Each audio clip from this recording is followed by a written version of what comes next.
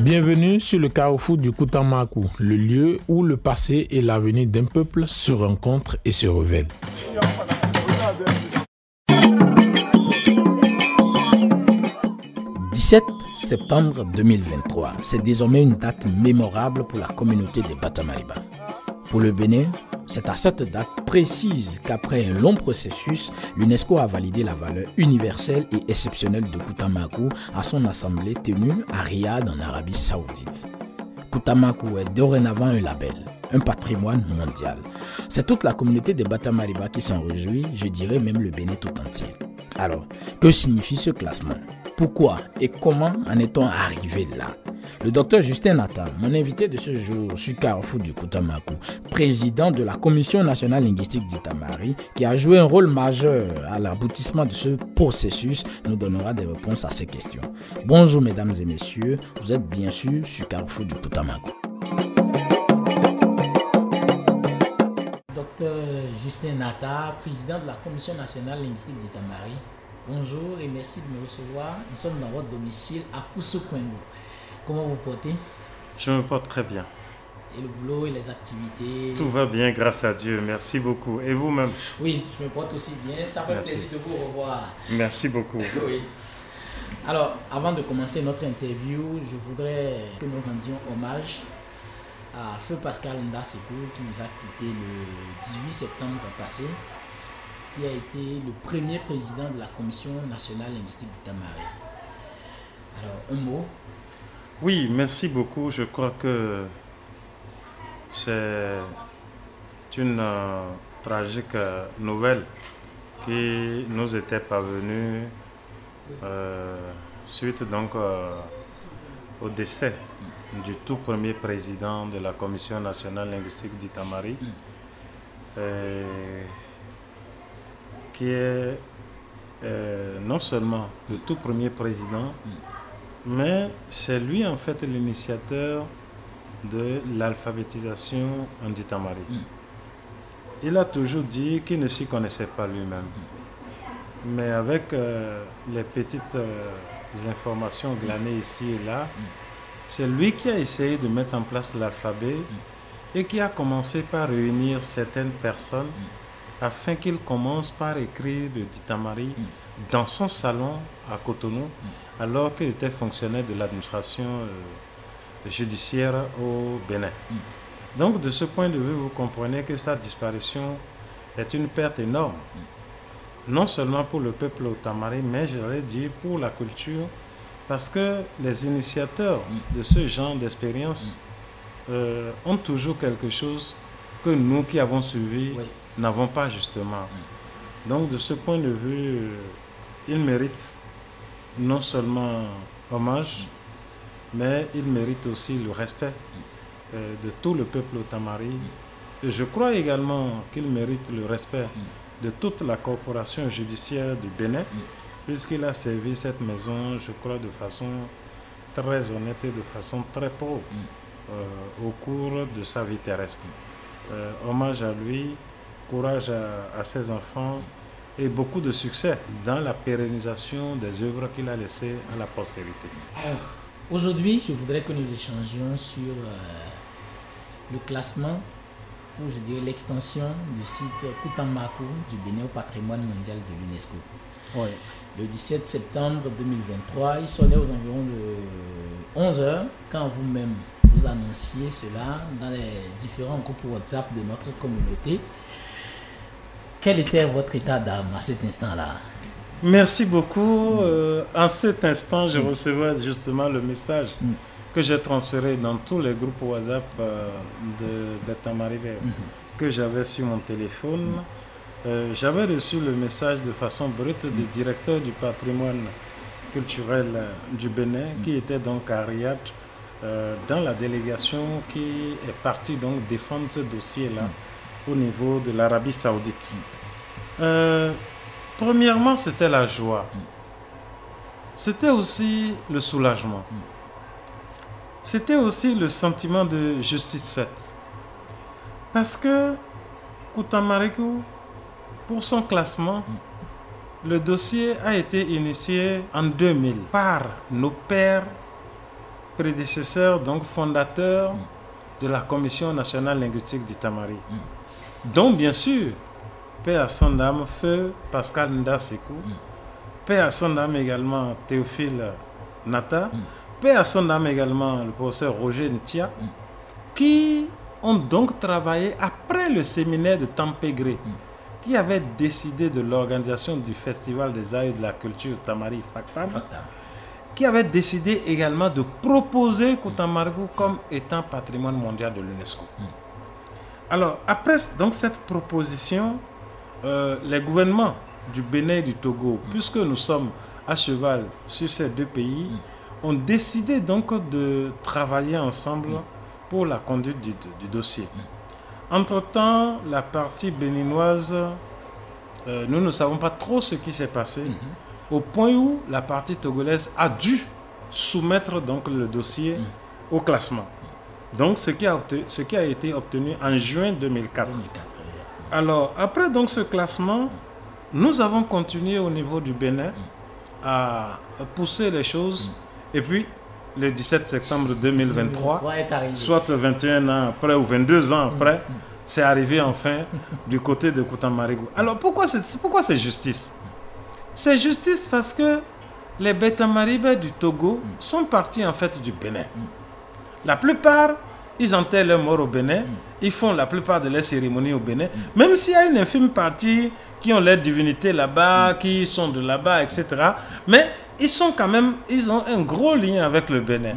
Alors, qu'on classe la partie d'extension et qu'on laisse la partie originelle, ça posait un tout petit peu, un petit problème. Excusez-moi l'expression, d'orgueil. D'orgueil. Donc, ce qui fait que vraiment le 17, c'était un sentiment de justice rendue. Donc, voilà un peu ce qui s'est passé. C'était un ouf. C'était un ouf, pour se dire, enfin, c'est classé. Enfin.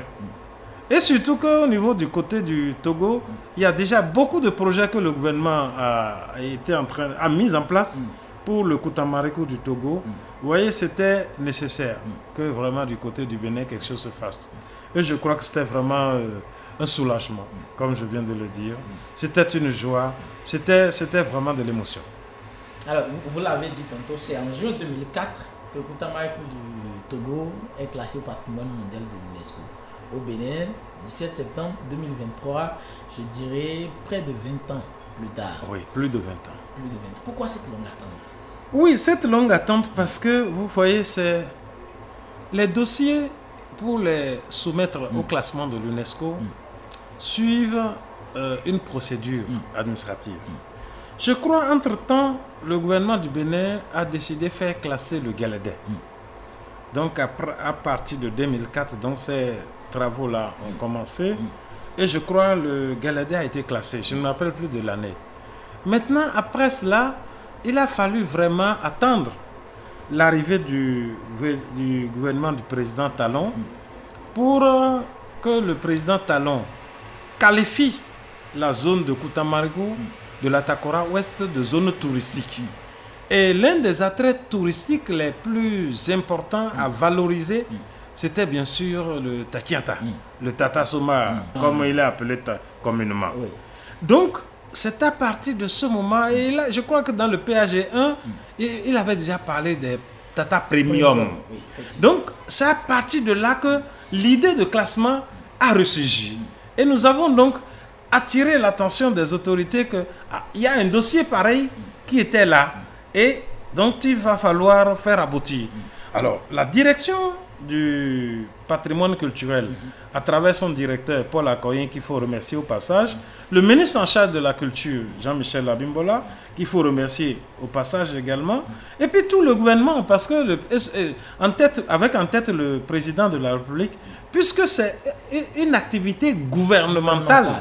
Bien sûr que les différents membres de la Commission nationale linguistique d'Itamari ont travaillé dans ce sens, ont reçu des experts qui sont venus leur poser des questions, qui sont venus faire l'inventaire, qui sont venus faire la cartographie, qui sont venus étudier avec eux les possibilités, les conditions de conservation et de promotion du site. Donc, toutes ces questions et tout le temps des activités qui ont été menées. Il y a également des appuis financiers, comme par exemple l'Agence française de développement, qui, à travers Eco-Bénin, a financé un certain nombre d'études qui ont permis d'aboutir au cadre de gestion de Kouta-Marigou. Donc, et puis le gouvernement a joué sa part en installant le comité de gestion de Kouta-Marigou, en désignant ses membres, et puis que ce conseil de gestion de Kouta-Marigou se retrouve tout le temps, bien sûr avec un conservateur qui a été déjà nommé également par le ministère en charge justement de la culture. Donc tous ces acteurs-là ont travaillé depuis ce temps pour amener le dossier à son classement au 17 septembre dernier. Donc vous voyez, c'est laborieux, c'est fastidieux, mais la détermination y était. Je crois que c'est ça qui a permis d'aboutir à ce classement-là. À ce classement. Alors, pour devoir de mémoire, est-ce que vous pouvez partager avec nous quelques moments forts de ce processus et même en plus quelques personnalités peut-être de notre communauté à qui nous devons aussi ce grand travail? Je crois que le premier moment fort qu'il faudrait retenir, c'est naturellement le dernier, le 17. L'autre moment fort qu'il faudrait retenir, c'est quand l'évaluateur de l'ICOMOS est venu. Le consultant qui a été commis à la tâche est venu et a rencontré tous les acteurs. Un troisième moment fort, c'était l'atelier de validation de plan de gestion de Kouta-Marigou. C'était un moment fort qui a réuni tous les acteurs de Kouta-Marigou pour les présenter le plan de gestion de Kouta-Marigou.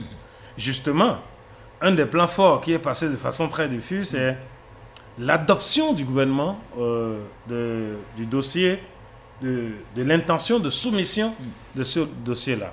Donc, à travers ce processus-là, vous comprenez donc que les personnes qui ont été au premier plan de ce classement-là, je veux bien sûr citer tous les anciens présidents de la Commission nationale linguistique d'Itamari, avec des personnalités, malheureusement certaines sont mortes, dont j'ai parlé tout à l'heure. C'est également les acteurs de la direction du patrimoine culturel. C'est également l'appui technique et financier qu'a apporté l'Agence française de développement. C'est également l'appui surtout du ministre en charge de la culture et de son cabinet. Puis enfin, le président de la République, Patrice Talon, bien sûr, et tout son gouvernement. Donc voilà les vrais acteurs et les structures ou les institutions qui ont travaillé dans le cadre donc, de l'extension de ce classement-là. Alors aujourd'hui, c'est fait. Tout le monde s'en réjouit, c'est toute une communauté et même tout le pays qui s'en réjouit. Alors, une question se pose.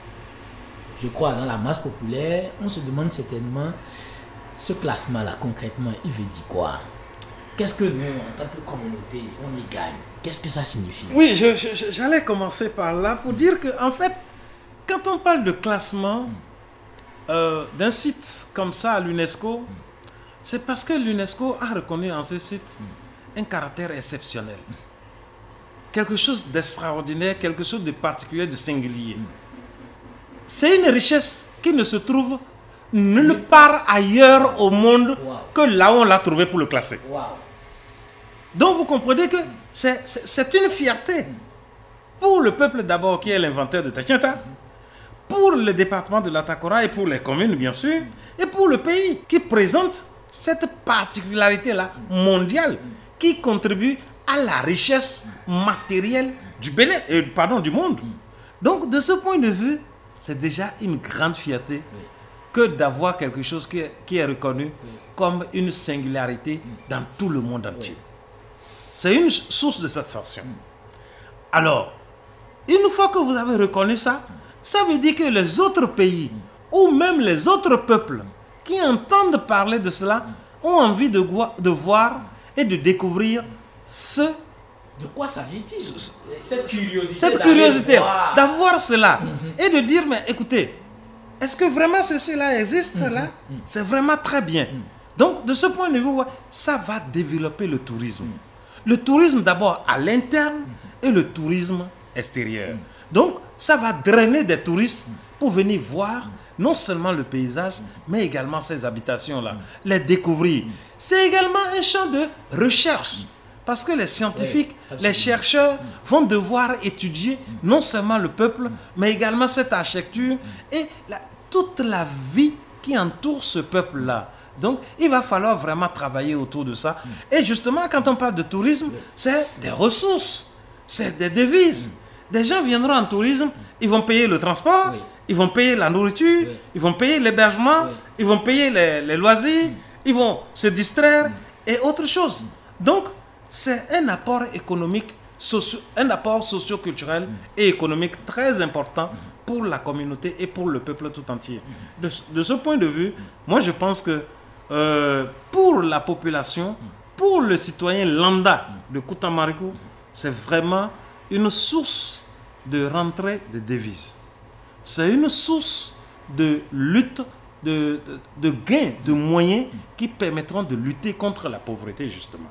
Donc à partir de ce moment, il est important. Alors cela appelle à une responsabilité.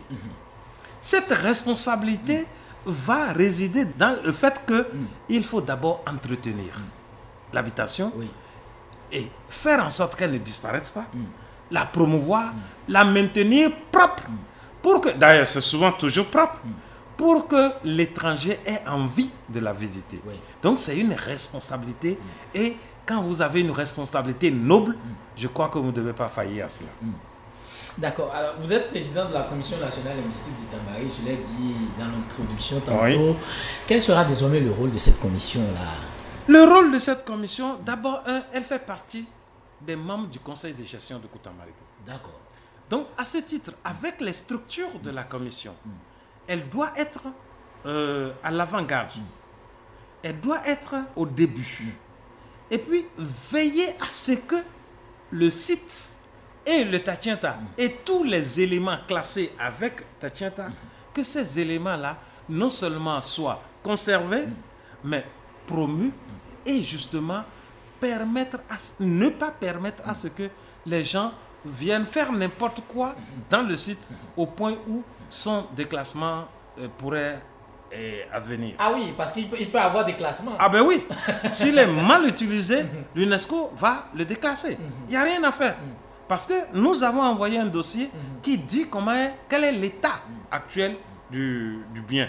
Donc ce bien-là, il faut le garder selon les règles de l'art en la matière. S'il arrivait qu'il soit dénaturé. S'il arrivait qu'il est dénaturé totalement, mais l'UNESCO n'a pas d'autre choix. Parce qu'il ne va plus présenter un caractère singulier, un caractère exceptionnel, merci pour le mot.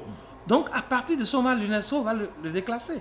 Donc, le peuple Otamari, à travers donc, la Commission nationale linguistique d'Itamari, doit toujours travailler avec ces structures, avec les autorités locales et communales, et même les autorités nationales, de façon à définir toujours des actions et à faire en sorte que tous les acteurs qui vont vouloir intervenir dans le site interviennent de façon à ce que le site soit préservé dans sa promotion, bien sûr. Donc ça veut dire, pour expliquer plus clairement, ça veut dire que désormais, une personne physique ou une personne morale ne peut plus se lever, venir à Kouta Marikou pour dire bon, j'ai un projet, je veux faire ceci. Sans passer par la Commission nationale. Non, ça c'est arrêté, c'est terminé.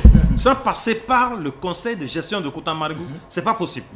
Vous ne pouvez plus intervenir dans ce site-là. Et ça même, il y a même des implications administratives. Par exemple, les bâtiments publics, les centres de santé, les écoles, que sais-je encore, devraient être conçus selon cette habitation-là. Ah bon? Ah oui, ça va jusque-là. Donc les bureaux d'arrondissement, les bureaux de mairie, on doit tout concevoir désormais sur la base architecturale de Tatienta désormais. Dans tout ce paysage-là. Donc il y a des implications, comme je l'ai dit tout à l'heure. Donc il ne s'agirait pas de gérer n'importe quoi dans ce Kouta Marikou-là, n'importe comment. Même les églises, même les mosquées, etc.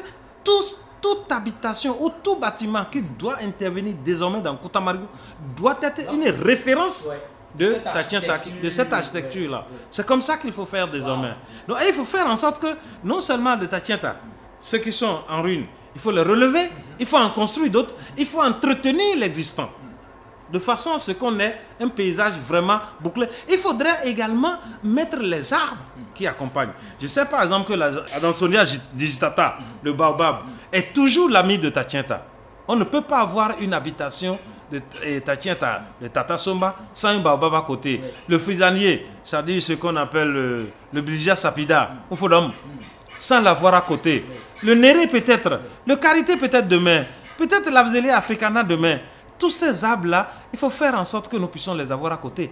Et les espèces qu'on utilise dans la construction et l'entretien de cette habitation, il faut pouvoir faire en sorte qu'on puisse avoir un parc dans lequel on pourrait puiser ces espèces-là, qu'elles soient végétales, ligneuses ou herbeuses. De toute façon, tout ça là, c'est végétaux. C'est des végétaux. Donc, de ce point de vue, il est important. Et la culture, il ne faut pas oublier ça. La culture fait partie du classement. Donc, le folklore, les danses, les rites et consorts, les parures. Donc, tout ce paysage authentique. Vous voyez, par exemple, ce serait très intéressant au niveau, par exemple, de nos marchés, qu'on puisse revoir, ou bien au niveau de nos restaurants, qu'on puisse revoir notre poterie. Parce qu'au Tamari, il y a sa poterie. Nos assiettes en argile, il faut pouvoir les voir. Nos bols en argile, nos marmites en argile, nos casseroles en argile, nos canaris, il faut les revoir. Ce serait vraiment fantastique et très très beau qu'on puisse avoir, par exemple, désormais des jarres de tchoukoutou dans le marché au lieu de les mettre dans des plastiques. Avec la petite calebasse avec laquelle on servait là, il faut qu'on retrouve ça. Donc, c'est ça les éléments à créer. Et c'est ça qui est l'authenticité. Et c'est ça qui accompagne. La dernière fois, nous étions à un atelier où nous avons inventorié le patrimoine culturel, culinaire et consort du peuple Otamari. On a vu tout ça là. Le fromage qu'on appelle fromage Peul aujourd'hui, c'est un fromage Otamari. Donc, il faudrait voir. Et il faut voir quelle est son utilité, par exemple. Chaque chose, les différents repas. Matofama, par exemple. Tukwanyounte, par exemple. Et la sauce à base de haricots, etc. La sauce de feuilles de baobab avec le tayonta. Donc, ces éléments-là, ce sont des éléments importants qu'il faut conserver et qu'il faut pouvoir préserver. Mais il faut également protéger notre élevage. La pintade. La pintade fait partie de la culture et de l'élevage au Tamari. Il faudrait ça. Il y a également les bovins qui sont... la race bovine qui est unique également. Donc c'est tout ça là qui est classé. Le paysage également, les vallées, les vallons, les pentes que nous avons, les formations saxicoles que nous avons, c'est tout ça là qui est classé. Et c'est sur tout ça là qu'il faut faire attention. C'est tout ça là qui attirera les uns et les autres et qui permettra aux populations in situ d'avoir des moyens. Même les techniques agricoles. Et quand on dit, le fonio, j'ai oublié, la plante spécifique du peuple Otamari. Et phare, bien sûr, avec de grandes valeurs nutritives, le fonio, avec la culture derrière le fonio. Heureusement qu'il y a une ONG quand même dans la zone qui s'occupe du fonio. Avec le Ponant, qui est organisé comme festival. Avec Koubagnon, le Factam, qui est également organisé comme manifestation du peuple Otamari. Du Foni, du Country. Tous ces éléments-là, à part la partie rituelle, la partie secrète, tout ce qui est popularisé, c'est des choses à montrer à la face du monde et à faire un calendrier de cela de façon à permettre à celui qui se trouve en France, aux États-Unis, au Japon, au Congo, à Ketou, à Kandi, à Pobé, à Djougou, ici à Basila, de faire son programme et de venir vivre ce qui se passe. Parce que ce que je n'ai pas dit, c'est le 3e site classé au Bénin. Alors, c'est important. C'est important. Puisqu'on a classé d'abord les pailleurs royaux d'Abomey, après on a classé le Guélédé, et maintenant c'est le Koutamargo qui est classé comme patrimoine mondial de l'UNESCO. Donc au Bénin, on n'a que 3 sites classés. Donc Koutamargo. Donc à partir de ce moment, comme je l'ai dit tout à l'heure, c'est une fierté. Et les éléments qui sont classés ici sont tellement nombreux par rapport aux deux premiers sites classés. Ces éléments-là sont tellement nombreux. Et il faut travailler vraiment à pouvoir améliorer l'offre et permettre aux touristes d'être satisfaits par cela. Donc voilà un peu les tenants et les aboutissants de ces classements. Je vous sens très passionné quand vous parlez de Koutamariko. Et c'est un honneur pour nous de vous recevoir. On est à la fin de cet entretien. Un message à l'endroit de la communauté. Merci beaucoup. Vraiment, c'est à vous que je remercie d'abord. Et un message à l'endroit de la communauté du peuple Otamari. Je voudrais dire, écoutez, ce classement-là est arrivé par les bons soins du gouvernement en place. Je crois qu'il faut le lui reconnaître. et aujourd'hui jouer sa partition. Jouer sa partition qui nous permettra de lutter contre la pauvreté en développant le tourisme. Cela nécessite des actions, cela nécessite du travail et un changement de comportement. Comportement d'abord de travailleur, comportement vis-à-vis du visiteur et comportement vis-à-vis de l'entretien et de la promotion de la chose à promouvoir. Merci beaucoup. Merci, Dr Justin Anta, président de la Commission nationale linguistique d'Itamari, je le rappelle. C'était un plaisir pour moi de vous avoir comme invité sur Carrefour du Boutamakou. On se donne rendez-vous très bientôt, certainement, parce qu'on aura beaucoup de choses à explorer et à partager ensemble. Merci beaucoup, c'est une joie. À très bientôt, docteur.